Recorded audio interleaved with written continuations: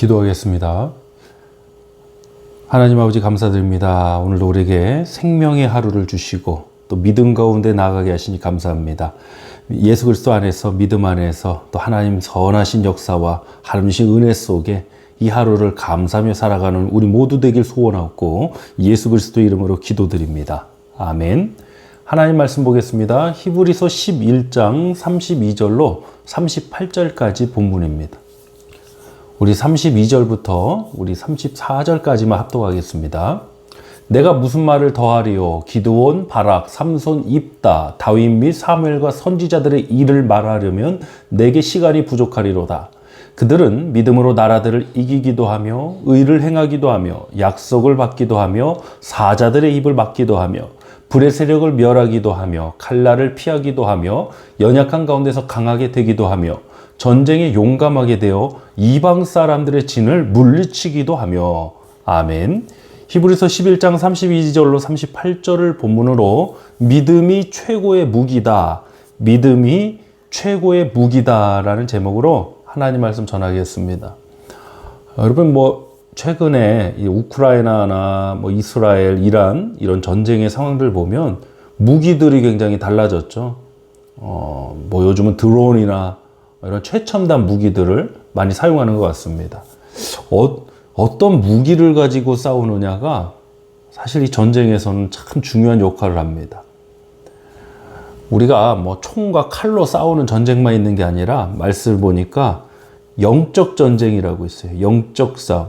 혈과 육의 싸움이 아니라 하늘에 있는 악한 영들과 어둠의 주관자들 권세와의 싸움이 우리 가운데 있습니다. 돌아가신 존 메가더 목사님 같은 경우는 진리 전쟁이다 이렇게 표현도 하셨는데요. 우리가 이런 전쟁을 치를 때 만약에 소리만 지르고 화만 내고 이건 수가 한참 낮은 사람입니다. 저 역시도 예전에는 내 힘과 능력, 혈과 육으로 이기는 줄 알고 그냥 한 성격으로 싸워볼 때가 많았어요. 그런데 그렇게 해서 상대방을 제압하고 굴복시킬 수 있을지는 몰라요. 그런데 그걸 승리했다라고 말할 수는 없어요. 여기서 우리가 또 중요한 점을 나눠야 하는데요. 승리가 무엇이냐는 겁니다. 승리에 대해서 올바른 정의를 갖지 않으면 승리한 게 아닌데 승리했다고 착각합니다. 단순히 윽박질러서 목소리를 크게 해서 어떤 내 권위를 앞세워서 상대를 굴복시켰다? 이거를 승리라고 하면 안 됩니다. 하나님의 관점에서 우리가 이것을 과연 승리라고 할 수 있을까? 이 점에 대해서 다시 한번 생각해 보길 원하고요. 오늘 설교의 제목이 믿음이 최고의 무기다라는 건데 세상을 이긴 이김은 이것이니 우리의 믿음이라고 말씀합니다. 믿음 그 자체에 능력이 있는 게 아니에요. 믿음이 무슨 요술방망이도 아니고 우리 믿음의 대상이신 우리 믿음의 근거이신 예수 그리스도로 말미암아 우리가 승리하게 되는 것입니다. 우리가 32절로 34절 말씀을 봤는데 이건 결과적으로 참 대단한 일들이에요. 기드온, 바락, 삼손 어마어마한 결과들이 있지 않습니까? 불의 세력을 멸하기도 하고 34절 보니까 칼날을 피하기도 하고 강하게 되어 전쟁에서 이방 사람들의 진을 물리치고 이건 가시적으로 결과적으로 누가 봐도 승리한 모습이에요. 근데 문제는 뭐냐? 35절부터 나오는 부분이죠. 우리 35절 한번 보겠습니다. 여자들은 자기의 죽은 자들을 부활로 받아들이기도 하며 또 어떤 이들은 더 좋은 부활을 얻고자 하여 심한 고문을 받되 구차히 풀려나기를 원하지 아니하였으며. 아멘. 심한 고문을 받고 고난을 받아요. 근데 이 사람들도 믿음의 승리자예요. 심한 고문을 받지만 구차히 풀려나기를 원하지 않았어요. 또 36절 보세요. 또 어떤 이들은 조롱과 채찍질 뿐 아니라 결박과 감옥에 갇히는 시련도 받았으며 37절은 더 끔찍합니다. 돌로 치는 것과 톱으로 켜는 것과 시험과 칼로 죽임을 당하고 양과 염소의 가족을 잇고 유리하여 궁핍과 환난과 학대를 받았으니. 그런데도 화 한 번 안 됩니다. 마음적으로 당연히 이들도 힘들었겠죠. 괴로웠겠죠. 근데 화내서 승리했다라는 게 없어요. 여러분 미사일 쏘고 전투기 날려서 승리할 수도 있겠지만 사실 진정한 승리는 총알 한 방 안 쏴고 승리하는 거 아니겠습니까? 화내서 승리해야 한다면 우리가 그렇게 해야 되지만 그게 승리의 이유와 방법이 아니라는 겁니다. 우리는 믿음으로 승리하는 겁니다. 하나님의 능력을 힘입어서 승리하는 겁니다. 히브리서 11장에 믿음으로 산 선진들, 무명이지만 믿음으로 살았던 승리자들의 이야기는 야, 도대체 저게 무슨 승리자의 모습인가 싶기도 합니다. 그러나 분명히 성경은 이들을 기록하고 있습니다.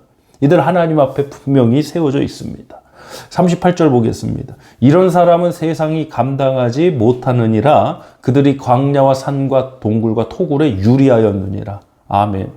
환경이 나를 어떻게 이끌고 가든 무슨 일이 벌어지든 나는 믿음 가운데 선다는 겁니다. 여러분, 믿음이 최고의 무기입니다. 오늘도 저와 여러분 그냥 세상 가운데 나가지 않았으면 좋겠습니다. 전쟁하러 나가는데 누가 무기를 안 들고 나갑니까? 그건 제정신이 아니죠. 무기 들고 나가십시오. 근데 어떤 무기냐? 나의 잘남이나 유능이나 나의 혈과 육이 아니라 믿음이라는 무기를 들고 나갑시다. 골리앗 앞에 서서 다윗이 전혀 위축되지도 않고 오히려 먼저 달려나갔던 것처럼 세상을 향해 문제 앞에 여러분 앞에 있는 그 골리앗을 향해 믿음의 무기를 가지고 나가는 저 여러분 되기를 원합니다. 다윗의 손엔 물맷돌이 있을지 몰랐지만 우리의 손에는 우리의 삶에는 다른 게 쥐어질 수 있어요. 여러분 그거 가지고 나가세요. 지금 내게 없는 것 때문에 좌절하지 마시고 지금 내게 있는 상황과 조건, 상황 그것들 붙들고 우리 믿음 가운데 한번 서기를 원합니다. 어린아이의 도시락이지만 주님께 맡겨드릴 때 주님께서 5,000명을 먹이고도 12바구니 남기는 오병의 표적을 이루시지 않았습니까? 역사는 주님이 하십니다. 믿음의 사람은 역사는 주님이 하신다고 믿고 선포하고 나가는 겁니다.